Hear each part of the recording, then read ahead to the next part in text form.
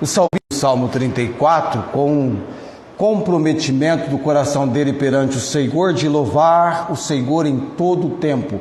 Louvarei ao Senhor em todo o tempo, seu louvor estará, diz ele, na minha boca, estará continuamente na minha boca. E é neste Salmo 34 que harmoniza muito bem com o primeiro cântico congregacionalmente entoado por nós aqui hoje à noite, sobre a bondade de Deus, porque o versículo 8 diz: provai e vede que o Senhor é bom. Amém? Bem-aventurado aquele que nele confia. Então, na nossa vida, no nosso viver, não é apenas por todo um dia, mas se formos agir de maneira mais específica, a bondade de Deus em cada segundo. Amém? Em cada segundo, Deus, o Senhor, é bom. E falando da bondade de Deus, e a Bíblia nos desafiando e ordenando, não é? Que nós provemos, provai e vede. Eu preguei domingo passado sobre Ana, na expressão terna do coração de uma mãe. Que mãe cuidadosa, né? Deus deu-lhe um filho. Quando o desmamou, ela cumpriu o voto dela, entregou ele para estar por todos os tempos da sua vida na casa do Senhor, retornou para o seu lar, mas ela tinha um cuidado de, vindo visitá-lo a cada ano, trazer-lhe uma nova túnica. E quando ela vinha visitá-lo trazendo essa nova túnica, no retorno dela com o esposo para o seu lar, Eli, o sacerdote, abençoava Eucana e Ana, dizendo para eles: o Senhor te dê descendência desta mulher, pela petição que fez ao Senhor.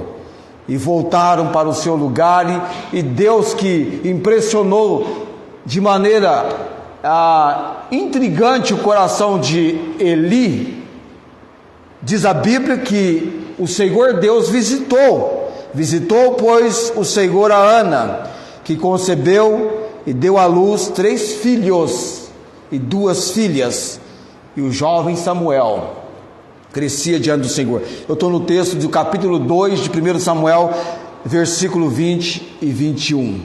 Bondade de Deus, provai e vede que o Senhor é bom.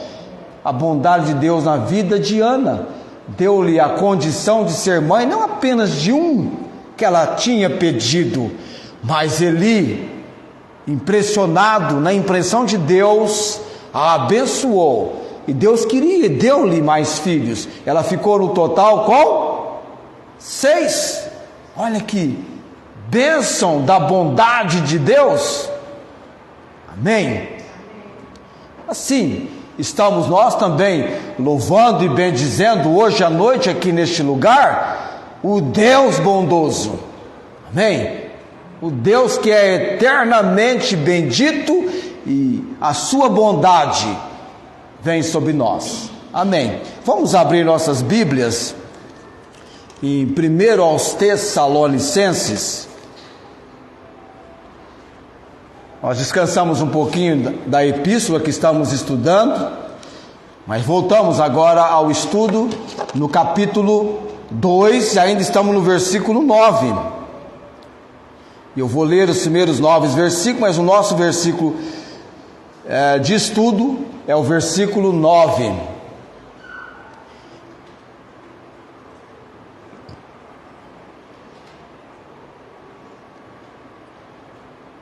Vamos lá então, naquele nosso exercíciozinho bem rápido, de você colocar-se em pé para a leitura e logo em seguida orarmos depois da leitura do texto.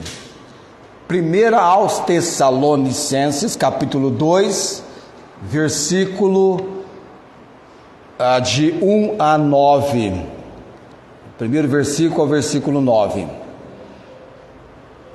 porque vós mesmos, irmãos, bem sabeis que a nossa entrada para convosco não foi vã, mas mesmo depois de termos antes padecido e sido agravados em Filipos, como bem sabeis, tornando-nos ousados em nosso Deus, para vos falar o Evangelho de Deus com grande combate, porque a nossa exortação não foi com engano, nem com imundícia, nem com fraudulência, mas como fomos aprovados de Deus para que o Evangelho nos fosse confiado, assim falamos, não como para agradar aos homens, mas a Deus que prova os nossos corações, porque bem sabeis, nunca usamos de palavras lisonjeiras, nem houve um pretexto de avareza, Deus é testemunha, e não buscamos glória dos homens, nem de vós, nem de outros, ainda que podíamos, como apóstolos de Cristo, ser-vos pesados. Antes fomos brandos entre vós, como a ama que cria seus filhos.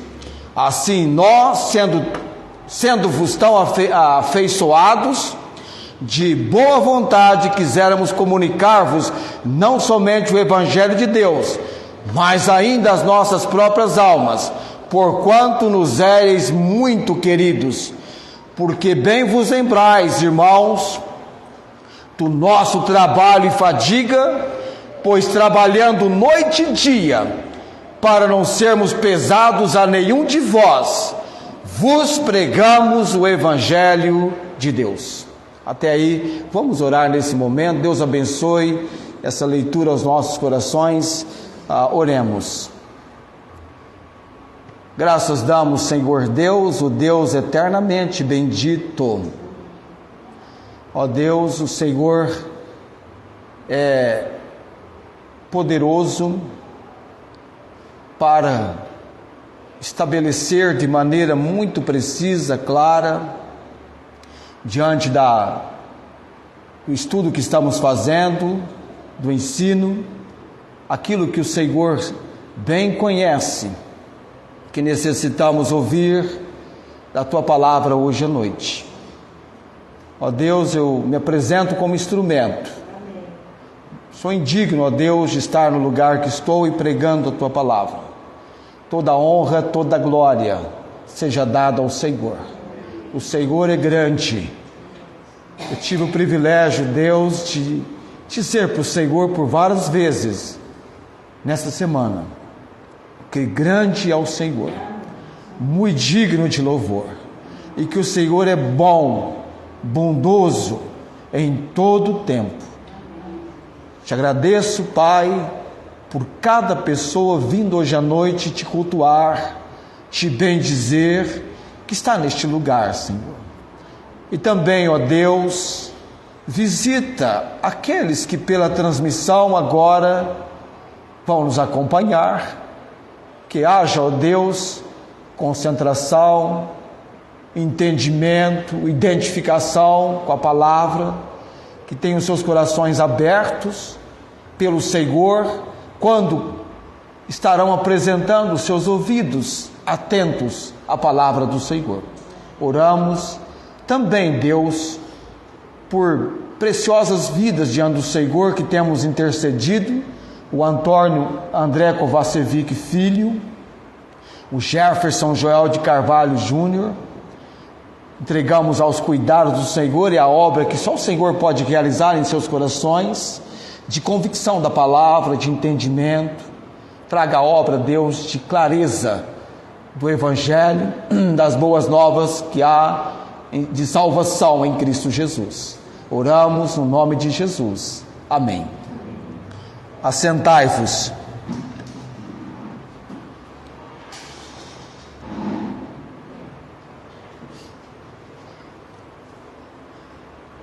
O meu entregador de botijão de gás me desafia: continue pregando, continue publicando a palavra de Deus.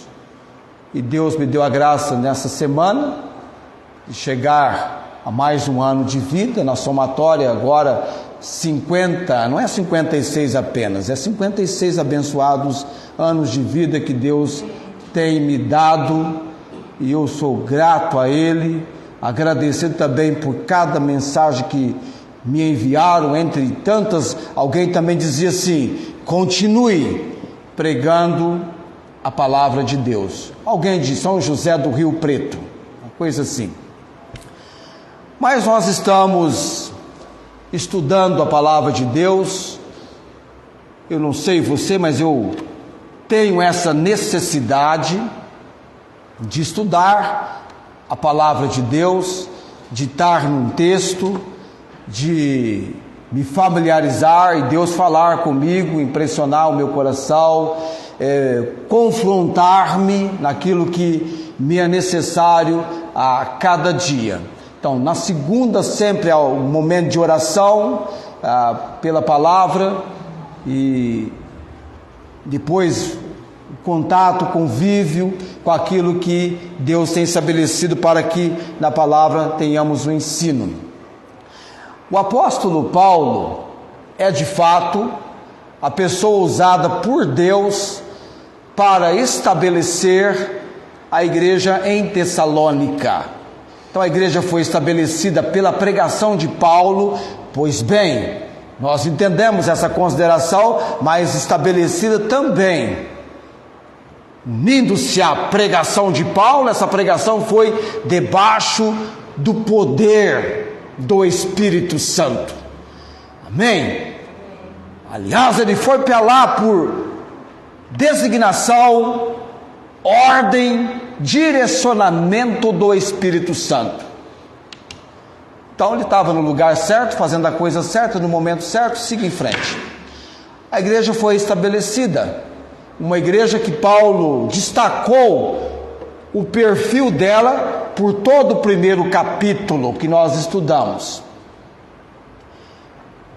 E Paulo, quando apresentou a sua oração de gratidão a Deus por aquela igreja, ele estava orando, agradecendo a Deus e lembrando sem cessar do trabalho, da fé daquela igreja, da operosidade, do amor e da paciência, da esperança em nosso Senhor Jesus Cristo, como ele menciona no capítulo 1. E várias observações nós estudamos sobre o capítulo 1, para então, no capítulo 2, Paulo tratar especificamente, nos primeiros versículos do capítulo 2, pelo menos até o versículo 12, a respeito de conceitos bíblicos do ministério dele, ou conceitos da palavra de Deus, testificando a respeito do ministério dele com os tessalonicenses, ministério, o trabalho da pregação da palavra com eles.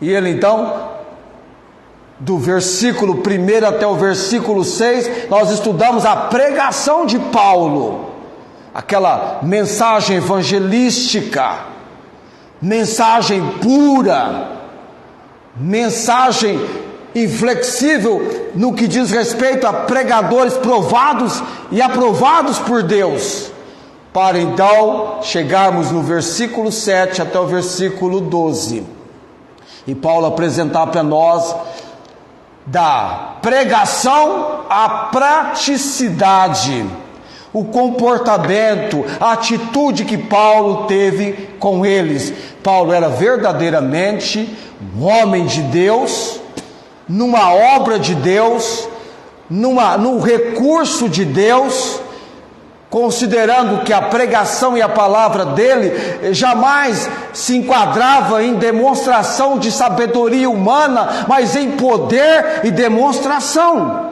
do Espírito Santo. E ele assim foi usado pelo Espírito Santo.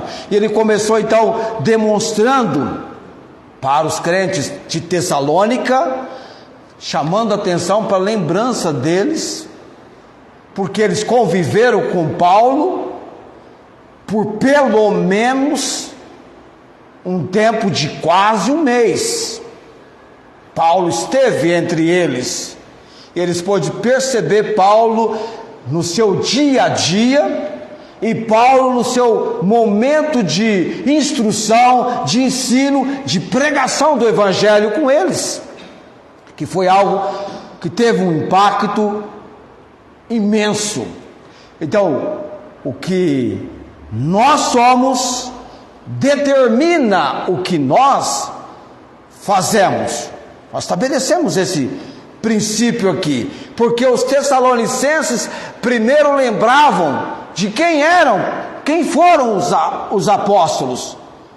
O apóstolo Paulo, aliás, e os seus companheiros, porque é Paulo, Silas e Timóteo, formando aí um trio que Deus ali usou na obra de início daquela igreja.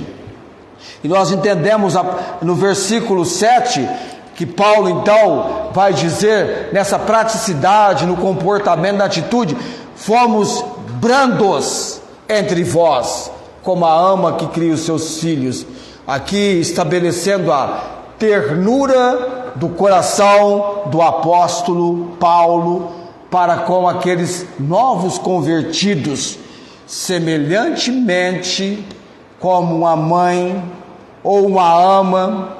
Vamos pensar numa mãe, né, que tem amor, atenção, carinho, mãe verdadeira, não é? Dedicação pelo seu filho, como Ana, né, fazendo aquela túnica para Samuel, meu filho Samuel. O nome dele, toda vez que ela mencionava Samuel, pedido ao Senhor, o filho que Deus lhe havia concedido, um homem de Deus.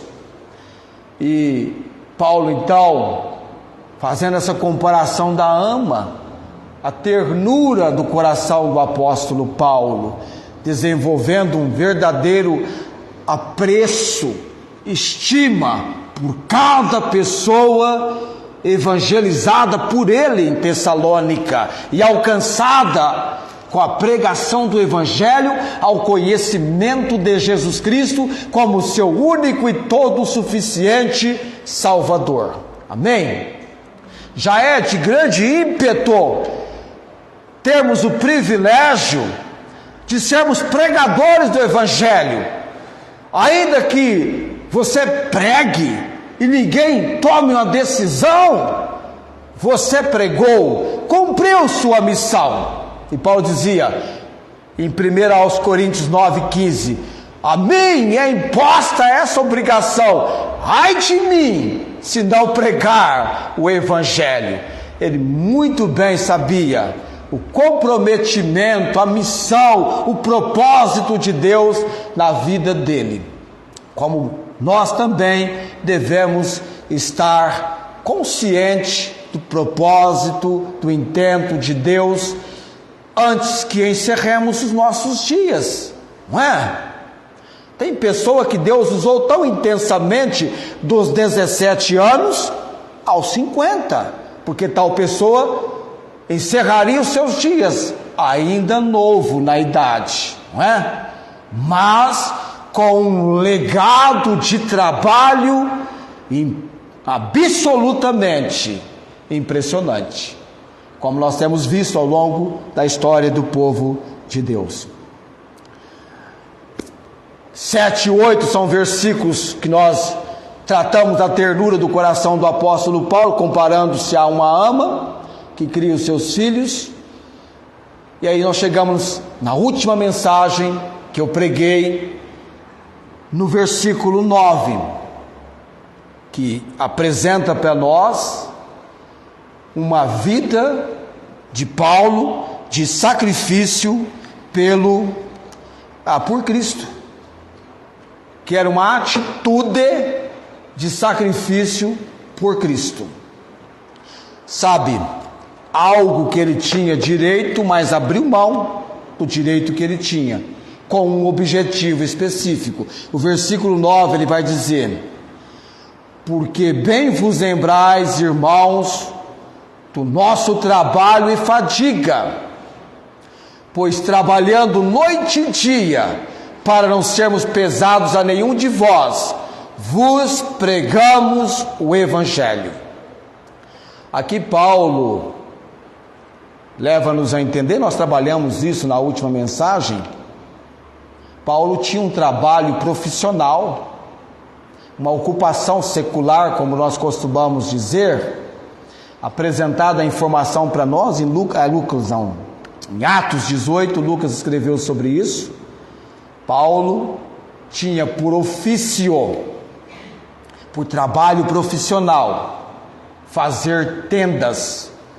Ele era um construtor de tendas. E lá foi ele, Silas e Timóteo, ocupados entre os tessalonicenses.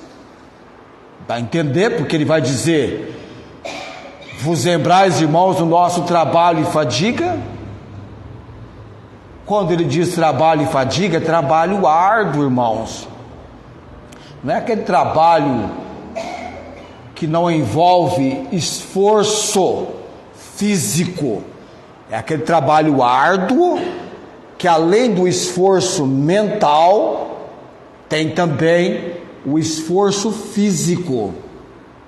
E Paulo tinha sido acusado de egoísmo no seu ministério, o que estava muito longe da verdade, e ele vai expor que, para sua subsistência, ele teve um trabalho onde ele ganhou honestamente o pão de cada dia. Nenhum momento ele pensou em viver à custa deles, exigindo ser sustentado por eles. Pelo contrário, ele se entregou a um trabalho ele vai dizer aqui, para não sermos pesados a nenhum de vós. Não queria, ainda que tivesse o direito sobre isso. Então nós começamos a entender por que Paulo se entregou a um trabalho físico, a um trabalho secular. Há razões para isso. Nós tratamos a primeira na última mensagem, que foi uma questão de credibilidade. Lá em 1 Coríntios, capítulo 9, do versículo 6 ao versículo 12, ele vai por duas vezes destacar também em 2 Coríntios 6,3, que ele fazia isso para não colocar nenhum impedimento, nenhum obstáculo no caminho do Evangelho, nem no Evangelho e nem na motivação, e muito menos a mensagem para com os gentios. Então ele tinha esse cuidado. Ele vai mencionar, nós já falamos sobre isso, só está apenas refazendo para você, para seguirmos para a mensagem de hoje à noite. Então, nessa questão do autossustento, está demonstrando o quê? A autenticidade, a genuinidade do apóstolo Paulo como mensageiro, homem de Deus, na missão de Deus. Não está no ministério para se promover materialmente. Não. O compromisso dele é a missão dada por Deus, pregar o Evangelho. Então não recebeu ganho financeiro. Não era um vendedor, como eu mencionei na última mensagem, ambulante da palavra, nem estava pregando para agradar o povo, muito menos com o objetivo de lucros. Ele não se identificou com os oradores que vagavam pelo império, explorando as suas audiências. Eu achei um filme do Sócrates, que não cobrava, 300 anos antes de Cristo isso, e a mulher dele ficou brava com ele.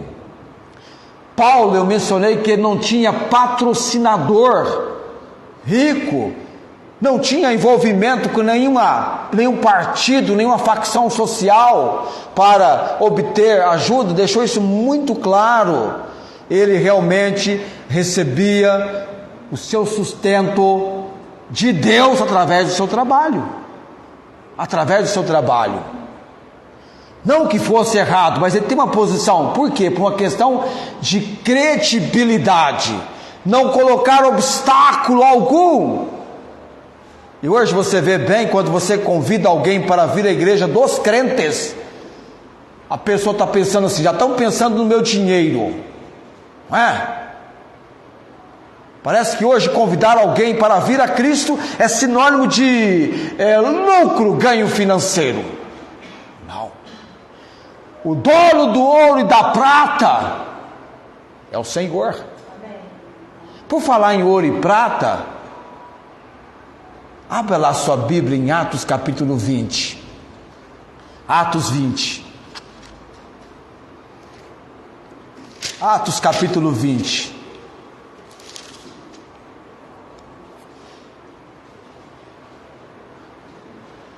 Pouquíssimo tempo antes de Paulo ser preso em Jerusalém, ele convocou uma reunião com os anciãos da igreja de Éfeso, lá em Mileto. Ele estava em Mileto, chamou os anciãos da igreja de Éfeso para um momento de comunicação muito importante que ele entendia ser necessário trazer em consideração com aqueles amados de Éfeso. E ele vai falar com eles, o testemunho dele, mas quando chega no versículo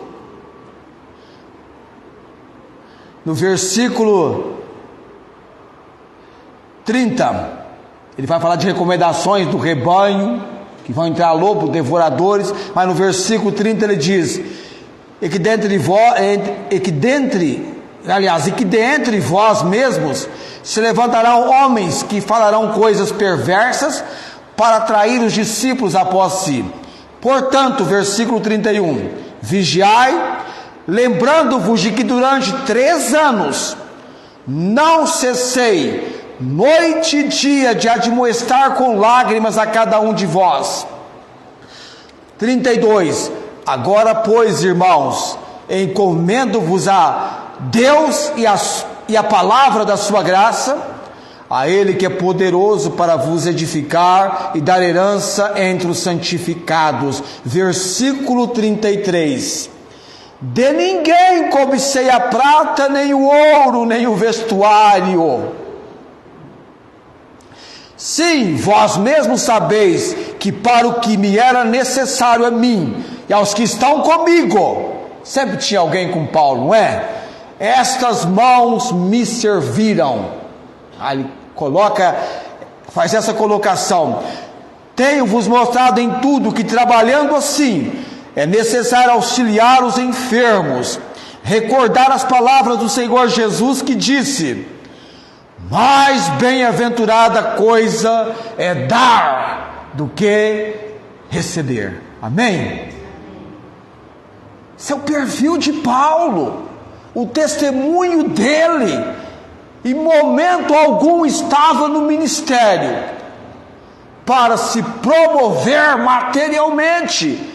Credibilidade, isso desafia-nos, ó Deus, desafia-nos, envolvendo a sua atitude de sacrifício. Davi, quando intencionou comprar um campo para oferecer sacrifício ao Senhor, o campo de Araúna, eis aí o campo, Davi, pode oferecer. Ele falou: não, eu quero comprar, não quero oferecer a Deus sacrifício que não me custe nada. Nós muitas vezes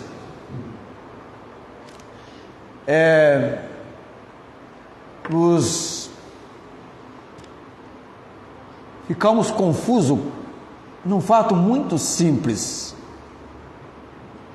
Deus é o Deus do impossível. Amém? Quando Jesus intenciona alimentar a multidão, depois do ensino da palavra, já tem discípulo, já na categoria de administração. Senhor, 200 dinheiro de pães não lhes bastarão para que saciem. Já está calculando que a situação ali é muito séria para falar em alimentar aquela multidão. que é que você tem? O que é que nós temos?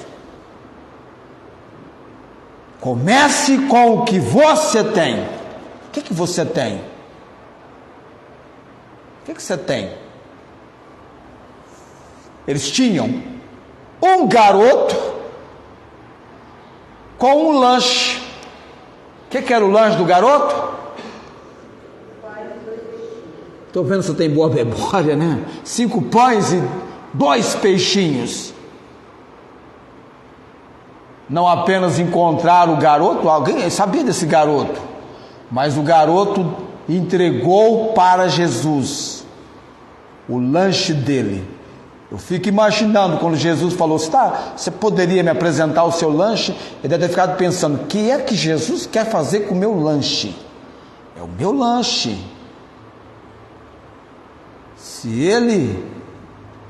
Será que ele vai usar o meu lanche para alimentar esse povo todo? Pensamento é válido, não é? Jesus pegou o lanche, agradeceu, colocou ordem no ambiente e pegou os discípulos, todos eles, para fazer a distribuição. Eu fico imaginando os discípulos começando a distribuição. Será que alguém dentro dos discípulos tenha a capacidade de pensar? Eu acho que estavam pensando assim: será que vai dar para todos? Deu. E os mesmos que estavam envolvidos na distribuição foram os mesmos que praticaram o recolhimento para que nada se perdesse. Agora, eu não sei para quem Jesus entregou o recolhimento. A Bíblia não fala. Sei lá se foi para aquele garoto. Você imaginou o garoto chegando em casa: mãe, comi um lanche, ainda tem mais 11 porções dele. Filho, o que aconteceu? Encontrei Jesus. Deus tem recursos. Às vezes nós começamos na escassez, mas entendamos, meu Deus, Paulo dizia: o meu Deus, segundo as suas riquezas, suprirá todas as vossas necessidades em glória por Jesus Cristo. Amém? Carta aos Filipenses, capítulo 4. O Rafael acha o versículo, coloca na transmissão, não é, Rafael? Paulo estava convicto. Ele vai falar: de ninguém cobicei a prata, nem o ouro, nem o vestuário. E havendo a oportunidade para trabalhar, ele tinha uma ocupação, trabalhava por conta, e ele vai dizer: trabalhei noite e dia, uma parte que envolvia o dia, uma parte da noite. Eu não posso imaginar, irmãos, o apóstolo Paulo uma pessoa preguiçosa. Não dá para imaginar uma pessoa preguiçosa. Jesus Cristo, no capítulo 5 de João, vai destacar, pela altura do versículo 27, eu creio, né? Meu Pai trabalha até agora, e eu trabalho também. Deus não é preguiçoso. Jesus Cristo não foi preguiçoso. Eu desde criança fui desafiado pelo meu pai a ser alguém combatendo a preguiça. Era duro quando ele dizia: filho, pega a enxada, vai carpir.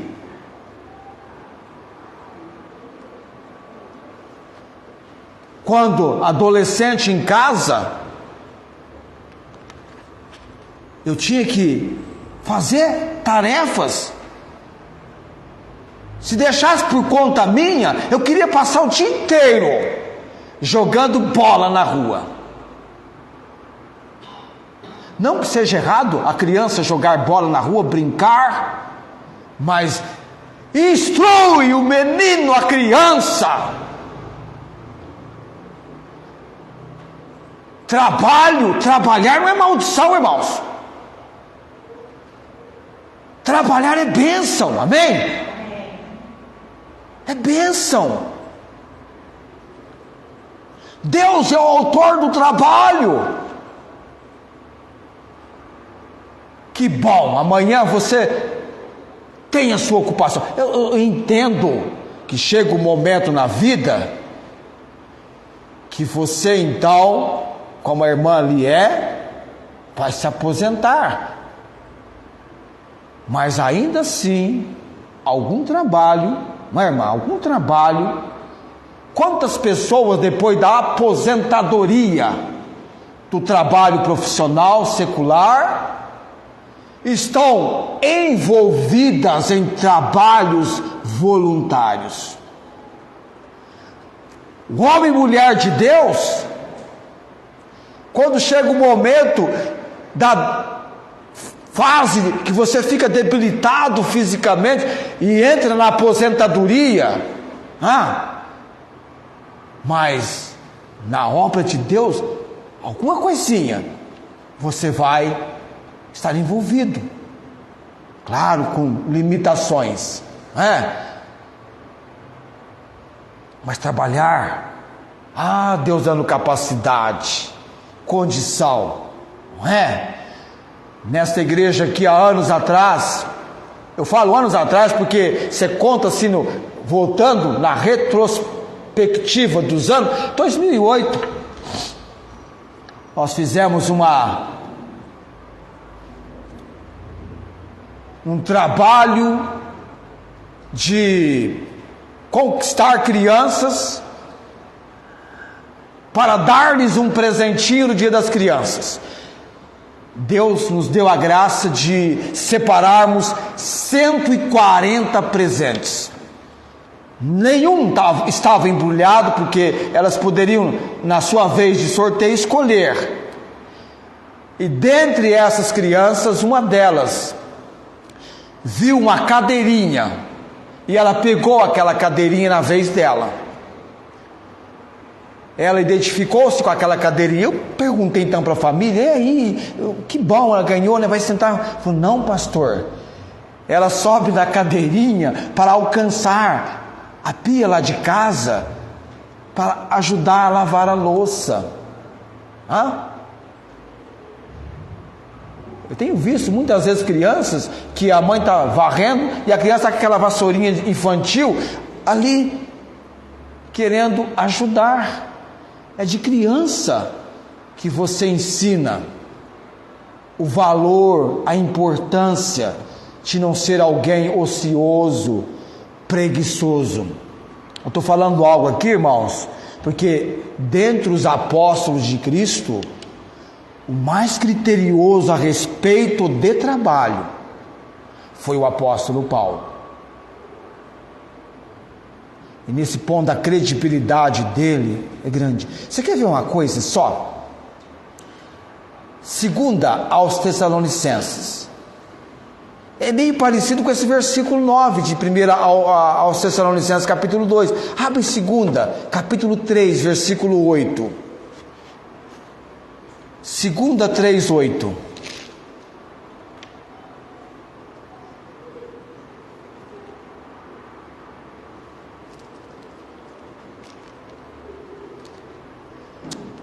Estou em primeira, segunda 3, 8.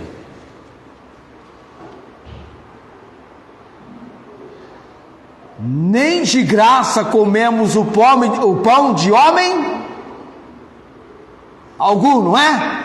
Está lá comigo? Estão lá comigo? Nem de graça comemos o pão de homem algum, mas com trabalho e fadiga, trabalhando noite e dia, para não sermos pesados a nenhum de vós. Você não percebe que ele está repetindo o que ele já falou no capítulo 2, versículo 9? Mas aí você vai entender, continuando o texto, o contexto onde ele quer chegar. Não porque não tivéssemos autoridade, mas para vos dar em nós mesmos exemplo para nos imitardes. Porque quando ainda estávamos convosco, vos mandamos isto, que se alguém não quiser trabalhar, o que diz o texto? Não coma também. É ou não é uma palavra dura, não é? Dura. ocioso com o apóstolo Paulo? E ele está tratando porque lá em Tessalônica tinha um grupinho já naquela maravilhosa contemplação. Jesus está voltando, já vamos parar tudo aqui agora, já vamos subir para o monte, que no monte está mais alto, mais perto. Não, gente, a vida cotidiana tem compromissos. Quem não quiser trabalhar não vai comer. Ele foi direto, criterioso. Versículo 11: porquanto ouvimos que alguns entre vós andam desordenadamente, não trabalhando, antes fazendo coisas vãs. E ele vai combater isso.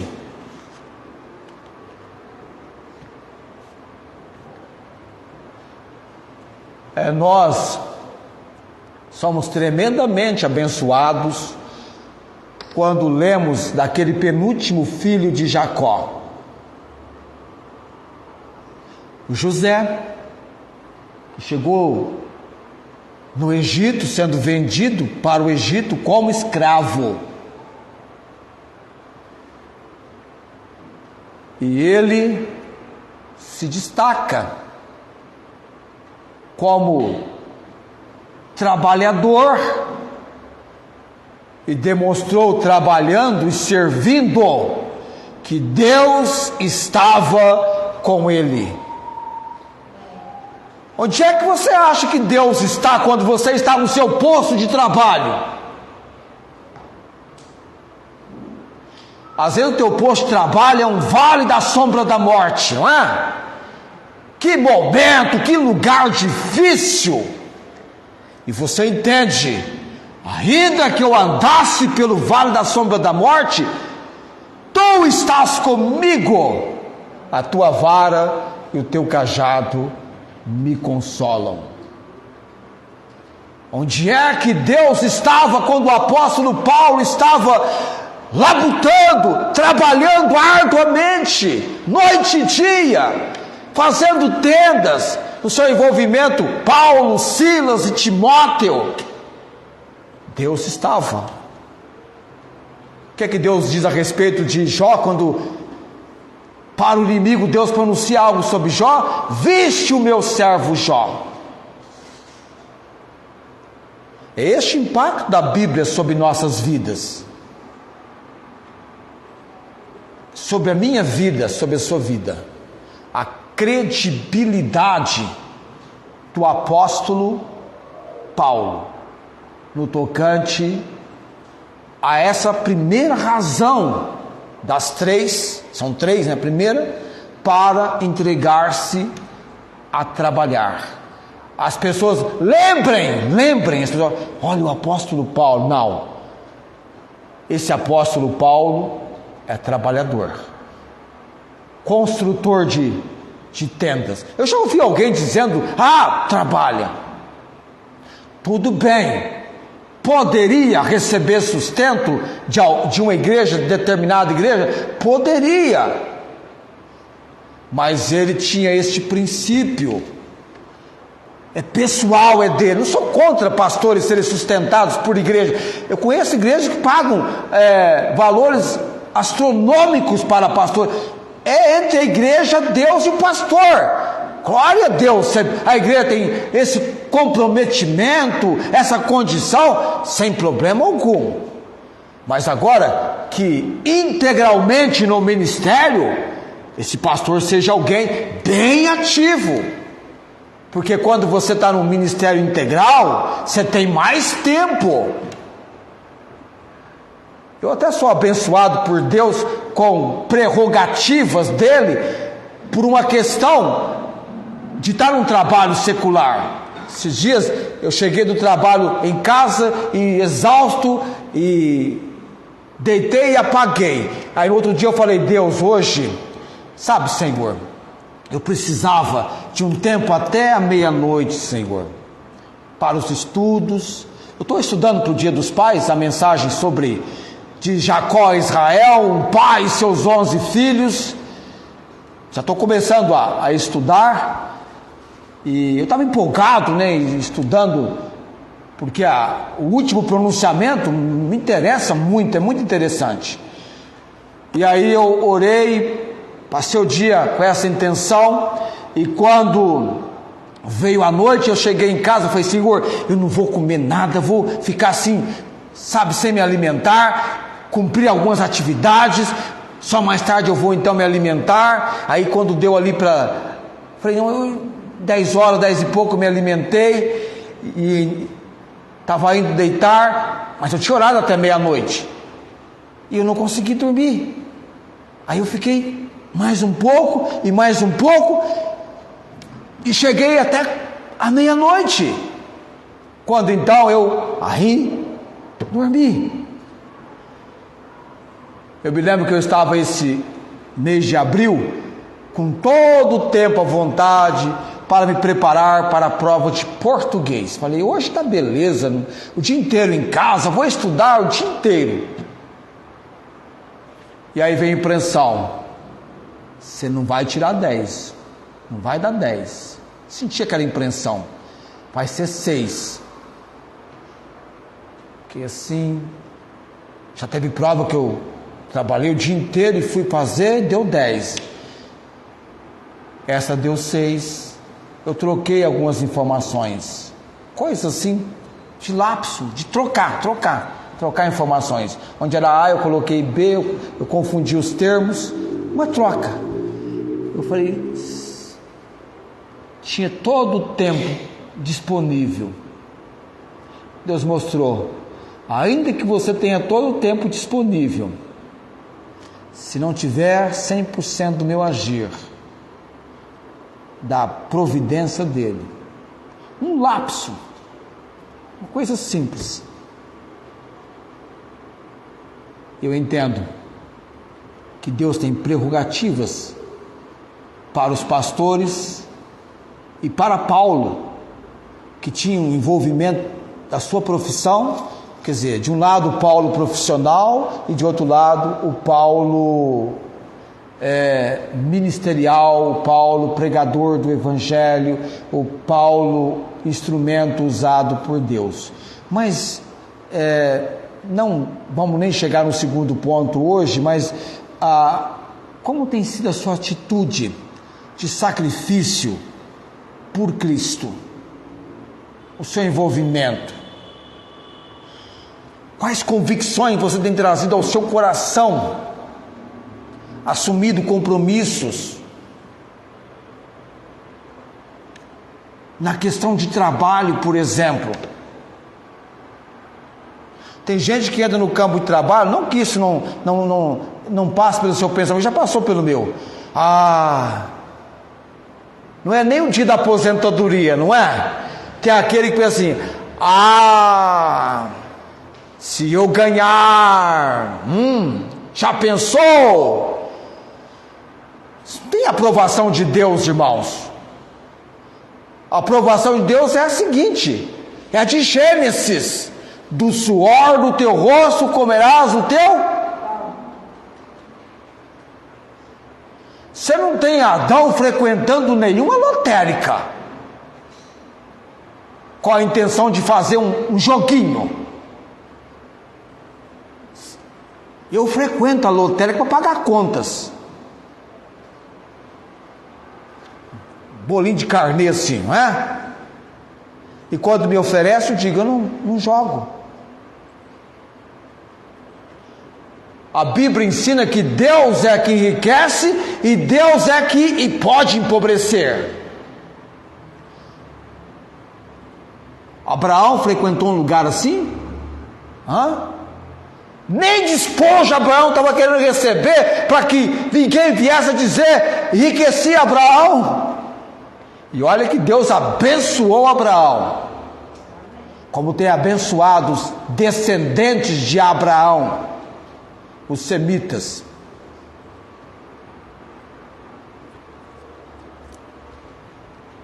Fique animado, Você tem trabalho. Quem não tem está procurando, vai encontrar. Quem procura acha, não é? Deus abre portas. Lembra, Felipe, quando você estava procurando trabalho e nada acontecia, e você arrumou um e ficou 3 meses? Coitadinho, ficou empolgado, arrumei um trabalho 3 meses. Aí Deus providencialmente tinha no seu intento: vai trabalhar pertinho da igreja. Tenho planos para você, Felipe. Agradeça a Deus por Deus tratar com você exatamente com quem você é. Seja grato a Deus. Paulo tinha uma gratidão a Deus. Ele coloca, isso aqui ele coloca, irmãos, não é para engrandecê-lo, não. É porque ele estava sendo acusado de egoísmo no ministério. Como muitas igrejas sérias hoje são rotuladas como igrejas que querem o dinheiro das pessoas. Não vou dizer que no meio cristão se pratique exploração em nome da religião. Tinha até uma frase interessante que eu vi publicada, que depois eu trago no outro culto eu trago, não vou lembrar dela agora. Eu li rapidamente, ainda li hoje essa frase, mas nem pensei que eu poderia ter uma aplicação para ela aqui. Na outra mensagem eu vou trazer. Credibilidade. Homem e mulher sério de Deus. Quando você fala com alguém para levá-lo a Cristo, você está pensando em ganhar aquela alma para Jesus. Porque uma alma vale mais do que o mundo inteiro. E aquela pessoa vindo a Cristo, que bênção, que privilégio. E aquela pessoa vai servir o Senhor. Aí é compromisso dela com Deus. Você vai instruir. E Paulo tinha esse comprometimento. E colocou diante do seu testemunho de ministério o segundo item da sua praticidade, de ternura de coração, a um sacrifício, a uma atitude de sacrifício que envolvia, em primeiro lugar, a sua credibilidade. Entenda, no próximo culto, já vou entrar direto no segundo ponto, no segundo, e possivelmente segundo e terceiro, porque ele tinha um trabalho secular, porque ele tinha um trabalho da área profissional para ganhar honestamente o seu sustento, o autossustento dele. Ok? Vamos colocar em pé nesse momento.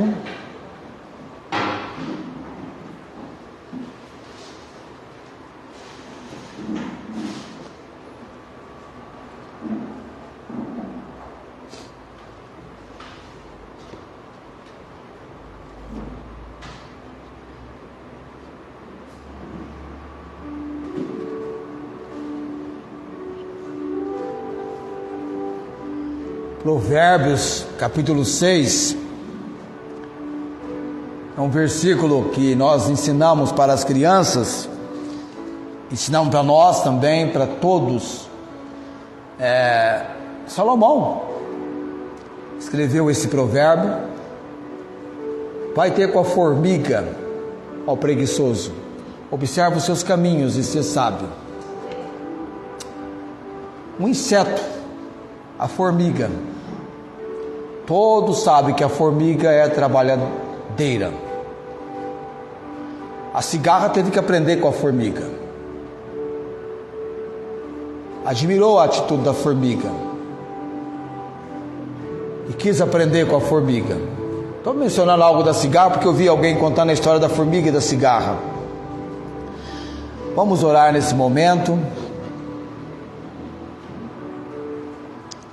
Graças a Deus nós temos aqui na igreja um povo trabalhador, né? Povo que trabalha, que se ocupa, que se empreende, trabalha no secular e trabalha na obra do Senhor também. São os nossos auxiliares, pessoas que estão investindo suas vidas para o Senhor. Bendito Deus, obrigado, Pai, pela palavra do Senhor, que traz preciosas instruções do Deus Altíssimo. Ó Deus, conhecer a Tua palavra e dela receber o aprendizado, trabalha diretamente o nosso caráter, o nosso ser, combate a ação tão vil e terrível do pecado, que tem feito pessoas no mundo afora, ociosas, vadias, pessoas que desprezam as atividades físicas e que não ganham honestamente o pão de cada dia. Pai, é a Tua graça, é a Tua misericórdia. Obrigado porque nesta igreja, amados irmãos, têm a sua colocação de trabalho, estão servindo o Senhor no seu posto de trabalho, e também na obra são pessoas que estão investindo suas vidas, têm a sua ocupação, a sua atividade. Como a Esther está na sala de aula enquanto eu estou pregando com as criancinhas, o grupo de louvor, irmãos do ministério de evento, de manutenção, as mulheres. A seara do Senhor é grande e poucos são os trabalhadores, é verdade, e o Senhor é quem envia trabalhadores para a seara. Graças damos, Deus, oramos agradecidos pela direção e obra do Senhor. Cuida, Deus, do ministério e obra desta igreja, para a Tua honra e Tua glória, que ela venha crescer e se desenvolver. Nós oramos no nome de Jesus. Amém. O Senhor te abençoe e te guarde. O Senhor faça resplandecer o seu rosto sobre ti e tenha misericórdia de ti. O Senhor sobre ti levante o seu rosto e te dê a paz. Amém.